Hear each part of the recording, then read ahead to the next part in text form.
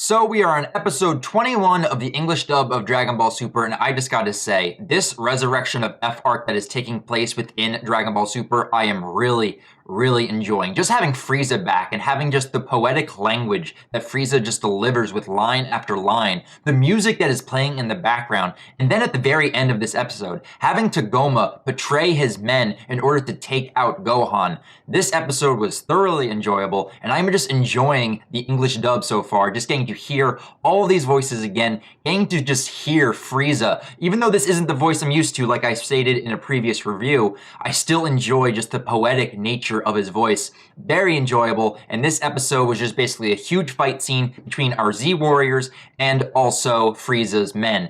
And I love the fact that, like, right before they're about to square off, all of our Z Warriors are basically talking back and forth with one another, trying to gauge everyone's power level, trying to see where they basically are at. And just having Roshi there, you know, like, Roshi has not seen combat within Dragon Ball Z at all. So just to see him come in and actually, you know, putting up a fight against most of Frieza's men is absolutely amazing just on his part. I gotta give props right now to Roshi. Like, he goes in this episode and I thoroughly enjoy it, but I gotta mention Gohan, because Gohan within this episode, he has not trained in quite some time, and definitely since the end of the Buu arc has definitely declined in strength. Like, he no longer uses his mystic form, and even him stating within this episode, saying that I can't even go Super Saiyan, it's like, Gohan, come on, my man. You were just one of my favorite characters back in the Cell Saga. They even mentioned the Cell Saga up in this episode, because Bulma says, Gohan, you defeated Cell. Obviously, right now, you could possibly defeat Frieza, and of course, Gohan to point out, it's like, nah, I can. I haven't been training, but also Frieza has gotten a lot stronger, so I don't know how I'm able to match up with him,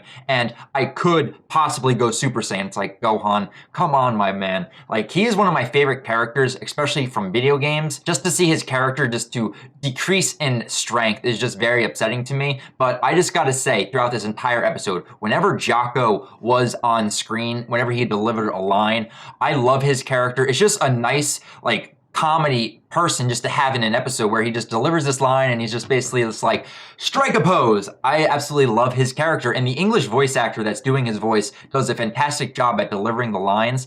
Jocko is one of my new favorite characters, basically same, I would say, up with Whis being introduced in Dragon Ball Super, and I just am thoroughly enjoying it. So before I actually delve more into the whole Frieza's men versus our Z Warriors, I actually just got to talk about Goku and Vegeta, because it's a very quick section within this episode, but we actually get to see them, you know, continuing their training with Whis, and we actually get to see them interacting with Beerus, because you can tell Beerus is just very anxious to get back into a fight with Goku, because he's like, fight me right now, and Goku's like, no, I can't do that right now. I'm not on your level yet. And you can see that Beerus is frustrated with the fact that he does not have a challenge like up to his level yet, and so he suggests to Whis to send them to this unknown location, and Whis ends up teleporting them to this random spot. We have no idea where they went, but Goku and Vegeta have gotten a lot stronger, and I love how Whis just points it out before teleporting them away. It's like, you guys bicker and just fight so much. It's like, why did you guys even come here? You guys could have done this anywhere, any other place. Why do you guys even need me here? You guys are perfectly fine on your own. So it was a nice little section within there, but just to return to the overall battle between Frieza and just our Z Warriors,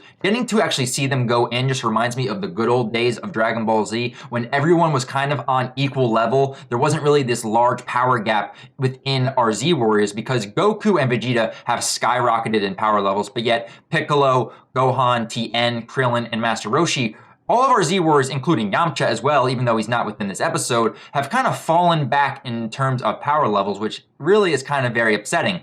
But when you actually witness this episode, Krillin stood out to me a lot, because I even said this in my last episode review. I actually thought Krillin would be scared of the fact that Frieza has returned. And you actually get to witness that within this episode, because Krillin is unsure of his power, he's unsure of his strength, and having Frieza there, and even Frieza intimidating him, saying like, I recognize you. I killed you back on Namek, and I am going to be doing the same thing to you again. I was just like, yo, and they even showed a flashback to the old Dragon Ball Z days. I was like, yo, this is awesome. But getting to see Krillin actually overcome his fear and actually going in to battle most of Frieza's men, it was nice to see him overcome it. But then once he realized that, like, he's been witnessing these grand battles and actually, like, watching fast-paced matches between Goku, Vegeta, and even going up against Majin Buu and Beerus, that his training, he's accustomed to this by now. So when a grunt just randomly comes in to punch him, he can block that no problem. And I love the fact that Roshi gives him this motivational speech, because if Roshi's down there beating some ass, you better believe that Krillin could beat some ass. And just, he goes in after this. I love how just Master Roshi's like, you are a student of the Turtle Hermit training course. I was like, yes, Roshi. And then he just goes in and delivers a Kamehameha. We see Krillin delivered the scatter attack that I remember from the video games of Dragon Ball Z. Basically, all of our Z Warriors delivered their signature moves. You know, Tien delivers the Kikoho or the Tri-Beam Cannon. We have Piccolo going in and doing the special beam cannon. It was very nice to see them using their signature moves and just getting to witness them actually, you know, just getting rid of these grunts no problem. And then Gohan going up against Sasami. You know, I thought this was actually going to be like the really difficult fight for Gohan, because he immediately says, don't worry, I got this, goes in to fight Sasami, and Sasami gets him in this like bear hug mode, and it's not affecting Gohan at all. But I love the fact that Gohan is telling him, it's like, I want my daughter to live in a peaceful world, and if that means getting rid of you and defeating you, I will do it. And you honestly think that this is going to be the major fight to end the episode, but then we get this plot twist that I actually did not see coming at all. Tagoma shoots Sasami in the back through his body and takes out Gohan to the point to where he basically almost died in this episode. And if it wasn't for Piccolo's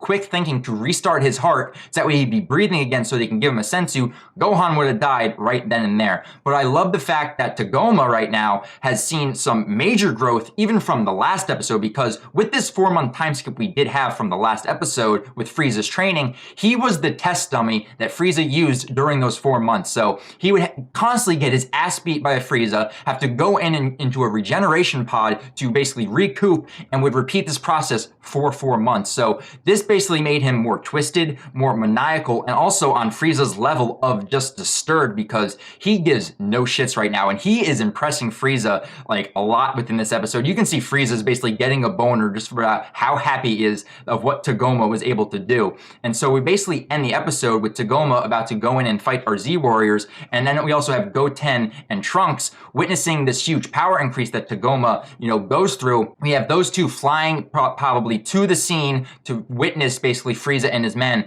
but then we also end with this little cliffhanger of the Ginyu frog coming out of Jocko's ship, and then we all know where this is going to lead. Ginyu most likely is going to come back, otherwise they wouldn't have shown the Ginyu frog. So I'm very interested to see how Ginyu ends up coming back and whose body is he going to switch into, because honestly, with his character, this frog being introduced, that is the only course of action that you could possibly predict. So I am very looking forward to seeing Ginyu, and even though it's in a different body, him returning to glory and being by Frieza's side. That's going to be very interesting to see. But one little thing I got to mention is that Frieza notices Gohan in this episode too, and he recognizes Gohan, and the little dialogue he mentions of just how soft Gohan has gotten and kind of resembles Goku in a way, it was a nice little analysis that Frieza gave of the overall situation. But this episode was very enjoyable. I enjoyed the fighting, I enjoyed the character growth for Krillin, but also getting to witness the huge plot twist that Dragon Ball was able to pull on me with Tagoma, you know, being so merciless and actually taking out one of his own men in order to take out Gohan.